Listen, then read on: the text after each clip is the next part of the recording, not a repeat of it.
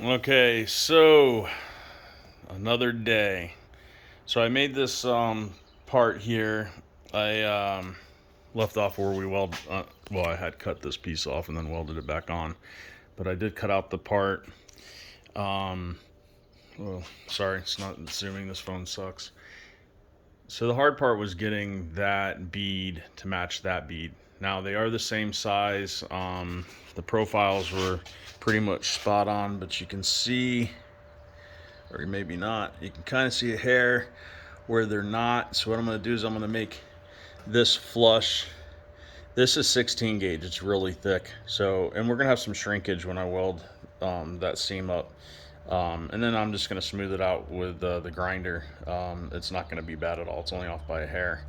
But I wanted to kind of keep all my gaps really narrow. So they're really good. This is probably like the biggest gap that you'd want to have. It's like a fingernail thickness. Otherwise, it's just not a nice weld. So when they're real tight, you get a pretty decent weld out of it. So I've been getting better at that. Bending this bead without crushing it was hard, but this does have a slight bend right here in the back, so I matched that up.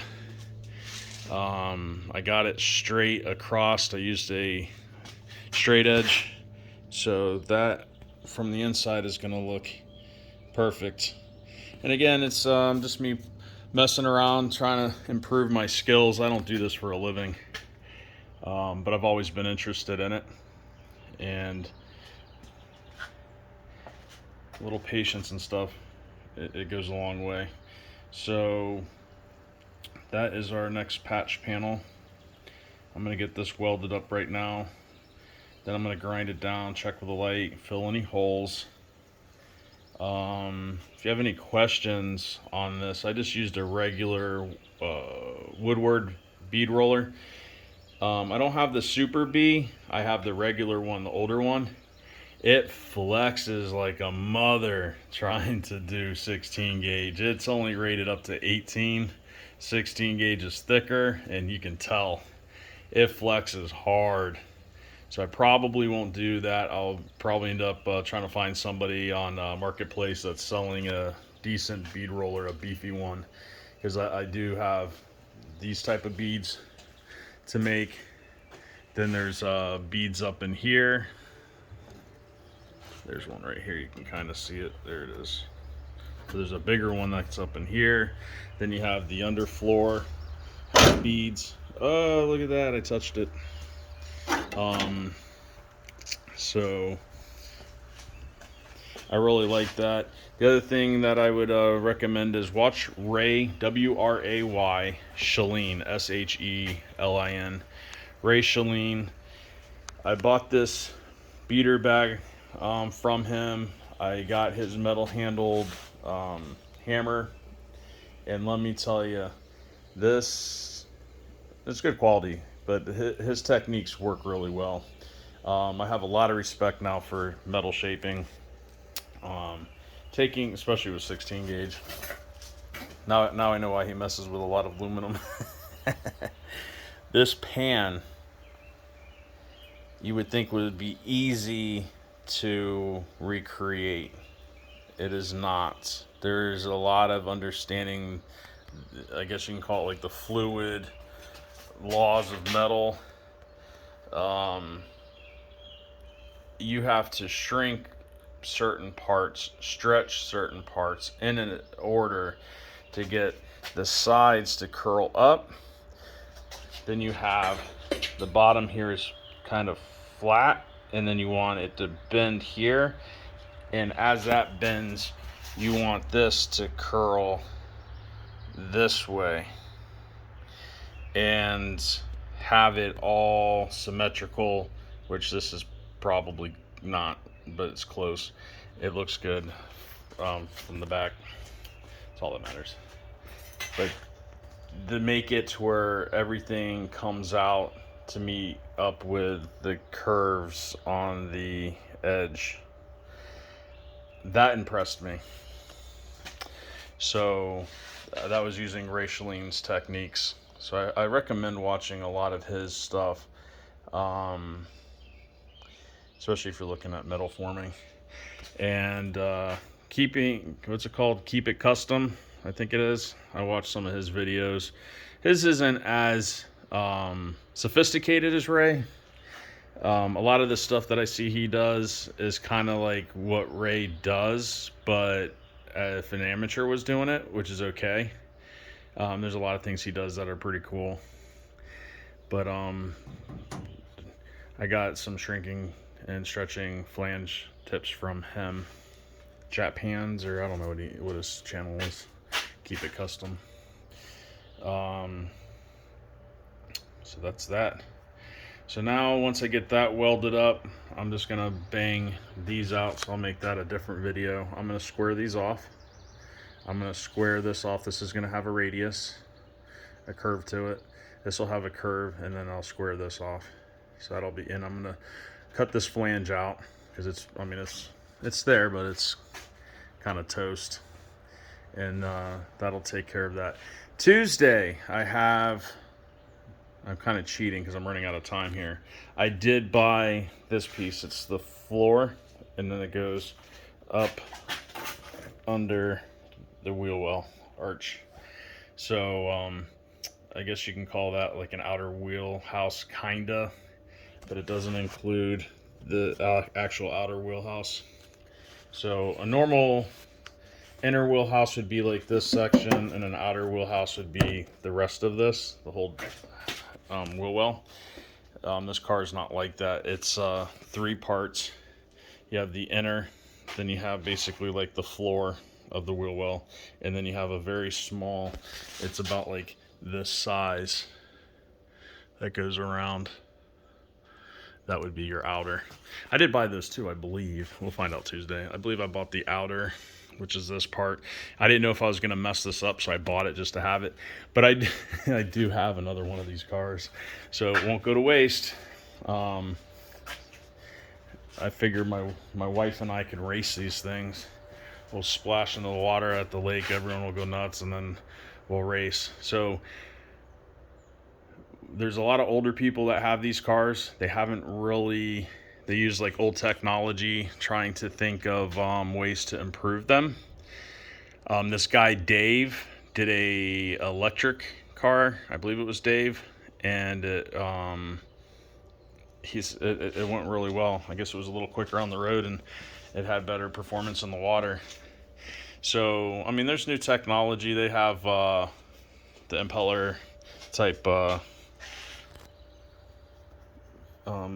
drives and stuff. I wonder if you could replace that, and then you could have a motor here and a motor here, electric, right?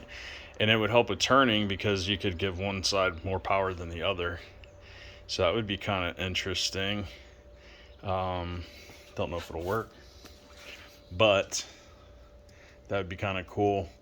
The other thing with this car is like figuring out better brake systems. I have talked to Willwood Brakes, and I just got the okay to send them in the outside hub assembly that bolts to the chassis and into the suspension.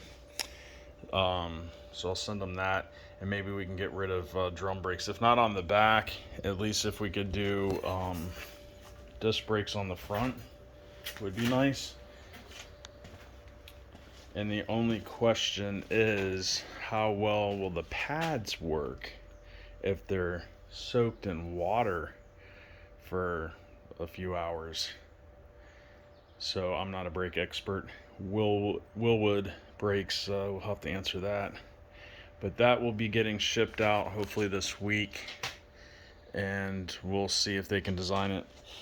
The biggest issue is 13-inch wheels go on here, and from what I'm told, if you want to keep this original look, they're a special kind of wheel for Amphicar. Some people say it's kind of like a Mercedes wheel, but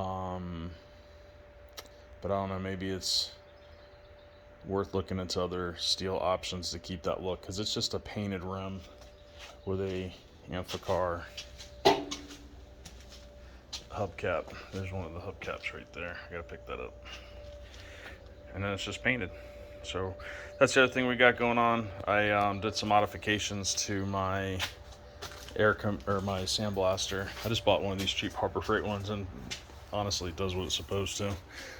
So electricians do not bitch. It's just testing it.